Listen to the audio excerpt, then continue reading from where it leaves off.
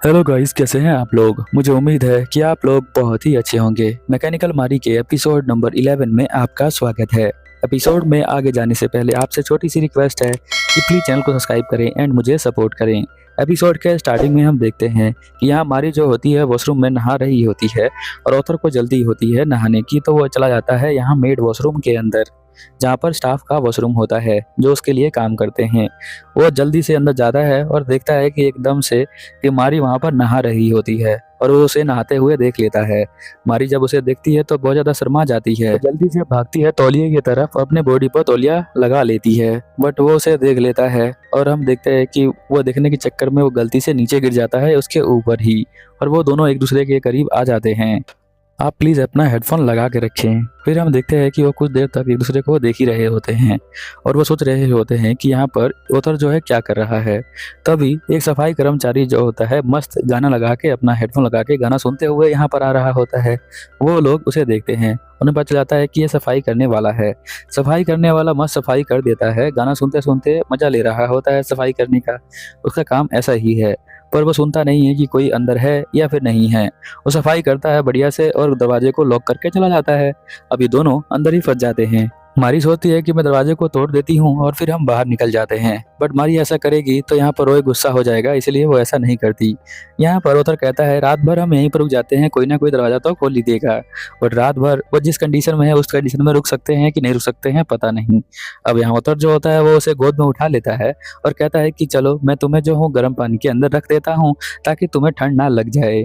But आपने notice किया होगा कि ठंड लगना, बीमार होना, ये तो इंसानों की ही फितरत है। क्या रोबोट कभी ठंड लगेगी उसे या फिर कभी बीमार होगा? नहीं होगा ना। तो यहाँ पर वो सोचती है कि इसने ऐसे कैसे बोल दिया कि कोल्ड हो जाएगा। वो कहती है कि जल्दी से तुम भी पानी के अंदर आ जाओ, नहीं तो तुम्हें भी कोल्ड लग जाएगा। फिर वो सोचती है कि लगता है मास्टर को पता चल गया है कि मैं एक इंसान हूँ, ना कि कोई रोबोट, इसलिए वो कह रहे हैं कि तुम्हें ठंड लग जाएगी। जब उसे पानी में वो बुला रही होती है मारी, तो ओथर कहता है कि नहीं, मैं नहीं आ सकता, क्योंकि तुम एक लड़की हो और मैं एक लड़का हूँ, तो हम दोनों जो है पानी के अंदर नहीं आ सकते हैं। तुम एक इंसान हो। तो वो सोचती है कि अरे इसने बोला कि मैं एक इंसान हूँ, मतलब यहाँ पर ओथर को पता है कि मैं एक इंसान हूँ पहले से ही। फिर वो सोचती है कि अरे जब इसे पता था तो ये उसने कुछ किया क्यों नहीं। हमने सोचा था कि हम जो है दोनों टब में बैठ जाएंगे ताकि हमें दोनों को ठंडी ना लगे और हम दोनों सर्वाइव कर पाएंगे पूरी रात को। बट मास्टर को बात पता है कि मैं एक लड़की हूँ और मैं एक इंसान हूँ, इसलिए वो यहाँ पर नहीं आए हैं। बट उनको ये बात कब पता चली होगी? वो तो मेरे साथ बिल्कुल बिहेव कर रहे थे, बिल्कुल रोबोट की तरह। ये सोचती है कि इस सवाल का जवाब मैं ओथर से ही पूछ लेती हूँ। तो हमारी यहाँ पर ओथर को बोलती है कि क्या आप बता सकते हैं कि आपको जो है कब से ये बात पता चली है? तो यहाँ पर ओथर जो कहता है कि मुझे जो है ये बात पहले से ही पता थी, क्योंकि जब तुम जो हो यहाँ पर फायर वर्क के बाद आई थी तभी पता चल गई थी। तो वो याद करती है कि फायर वर्क के दिन उसका एक आर्टिकल जो है वो नीचे गिर गया था, तब उसने शायद वो आर्टिकल पढ़ लिया होगा और इसके बारे में चेक कर लिया होगा, तभी वो जानता है कि वो एक इंसान है। पर उसके इतना करने के बाद भी यहाँ पर जो हमारा ऑथर होता है वो बिल्कुल भी गुस्सा नहीं करता है। वो पूरे आर्टिकल पढ़ लेता है और उसे पता चल जाता है कि वो इंसान है। उसे पता है कि वो उसे धोखा दे रही है, फिर भी वो स्माइल कर रहा होता है। ये बात यहाँ पर वो सोच रही होती है मारी कि यहाँ पर ऑथर को बचपन से कितने लोगों ने ही धोखा दिया है, बट आज भी वो मेरे धोखा देने के बावजूद भी मुझे जो है इतने अच्छे से रखता है और मेरी रिस्पेक्ट करता है। ये बात सोच कर कि उसने यहाँ पर ऑथर को धोखा दिया है, अब मारी जो होती है थोड़ा सैड हो जाती है और वो कहती है कि आपको जो है अंदर आ जाना चाहिए। तो ऑथर कहता है कि नहीं, मैं अंदर नहीं आ सकता हूँ, मैं यहीं पर बाहर तुम्हारे साथ बैठा रहता हूँ, कोई ना कोई गेट को खोल देगा। मारी सोचती है कि उसने जो है इतना बड़ा धोखा अपने उस इंसान को दिया जो इतना अच्छा इंसान है, और वो बैठ कर सोचने लग जाती है। अब हम देखते हैं कि ऑथर यहाँ पर उसे देखता है कि वो बैठकर सोच रही है कुछ और उदास हो गई है। तो वो उसके पास आता है, उसके सर पर हाथ रखता है और कहता है कोई बात नहीं, तुमने जो है किसी न किसी मजबूरी में ये काम किया होगा, मुझे पता है, क्योंकि तुम दिल से बहुत अच्छी लड़की हो और तुम ऐसा नहीं कर सकती हो। तुम बहुत ज़्यादा स्ट्रांग हो और तुम बहुत ज़्यादा क्यूट भी हो। यहाँ पर वो ऐसी तारीफ कर रहा होता है। वो सोच रही होती है कि ये इतना जो है भोला है, इतना जो है मेरा ध्यान रखता है, मैं इसके साथ ऐसा कैसे कर सकती हूँ? मैं जो हूँ ये हकदार नहीं हूँ इसके लायक, मैंने जो है इसे धोखा दिया है, मुझे जो है इसका प्यार नहीं मिल सकता है, मैं इसके लायक नहीं हूँ, ऐसा वो सोच रही होती है। क्योंकि जब ये छोटा होता है तो इसका जो दोस्त था सबसे प्यारा वाला, उसने जो है उसे धोखा दे दिया था और इन्होंने जो है बहुत ज़्यादा यूज़ किया था ऑथर का, और मैं भी वही कर रही थी। तो वो यहाँ पर कहती है कि मैं आपसे कुछ कहना चाहती हूँ। तो वो सोचता है कि वो क्या कहना चाहती होगी, क्या वो कहना चाहती है कि वो उसके साथ रोमांस वाली बातें करना चाहती है या फिर कुछ और, क्योंकि उसे जो है सिर्फ यहाँ पर वो वाली बातें ही समझ में आ रही होती हैं, क्योंकि वो इस कंडीशन में इस बाथरूम के अंदर होते हैं। इसी वजह से शायद ओथर के दिमाग में सिर्फ वही चल रहा होता है। मारी दुखी होती है तो वो उसके बारे में नहीं सोच पा रही होती है, इसलिए वो शायद यहाँ बोलने वाली थी कि वो उसे पसंद करती है। बट हम देखते हैं उसके सर में दर्द हो जाता है ओथर के, और वो यहीं पर नीचे गिर जाता है बात करने से पहले ही। फिर हम देखते हैं कि मारी जो है घबरा जाती है। तभी यहाँ पर मारी जो 2 है रोबोट, वो यहाँ पर आ जाती है बाथरूम के अंदर उनको ढूंढते हुए, और साथ में रोए भी आ जाता है। देखता है कि मास्टर नीचे पड़े हुए हैं तो वो भागकर उनके पास जाता है और उन्हें उठाकर बेडरूम के अंदर ले जाता है और डॉक्टर को फोन करता है। डॉक्टर जो है जब यहाँ पर आता है तो वो यहाँ पर कहता है कि कोई बात नहीं है डेंजर वाली, जो है अभी डेंजर से यहाँ पर ओथर जो है वो बाहर है। वो कहता है कि कोई ना कोई पॉइजन दिया गया था इसे। तो याद आता है रोई को कि हाँ, एक पॉइजन था उनके पीछे लगा हुआ था, मैंने ध्यान नहीं दिया, सारी गलती मेरी ही है। फिर हम देखते हैं धीरे धीरे जो है ओथर होता है वो होश में आने लग जाता है। यहाँ पर मारिटू से स्कैन करती है और बताती है कि हाँ, अब वो होश में आ रहा है। डॉक्टर के पास उस पॉइजन का एंटीडोट नहीं था, तो वो कहता है कि बिना एंटीडोट के भी ये होश में आ गए, लगता है कि दवाई का ज्यादा असर नहीं हुआ है। फिर हम देखते हैं कि जब यहाँ पर वो होश में आ रहा होता है तो मारिटू बताती है कि उनका जो हार्ट बीट है वो नॉर्मल रेट पे आ गया है, तो अब जो है वो खड़े हो सकते हैं। यहाँ पर वो धीरे धीरे अपनी आंखों को खोल रहा होता है और वो कहता है कि इतने सारे लोग मेरे कमरे के अंदर क्या कर रहे हैं। वो रोय को देखता है और कहता है कि तुम बताओ, तुम इतने लोग क्या कर रहे हैं कमरे के अंदर।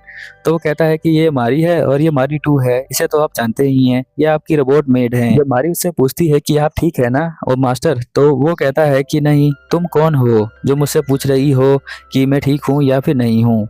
वो जो है यहाँ मारी के बारे में सब कुछ भूल जाता है। तो एक्चुअल में जो पॉइजन दिया गया था वो उसके कजन भाई ने दिया था उसे, ताकि वो जो है सभी यादों को भूल जाए। बट वो यहाँ मारी को भूल जाता है, सभी चीजों को नहीं भूलता है।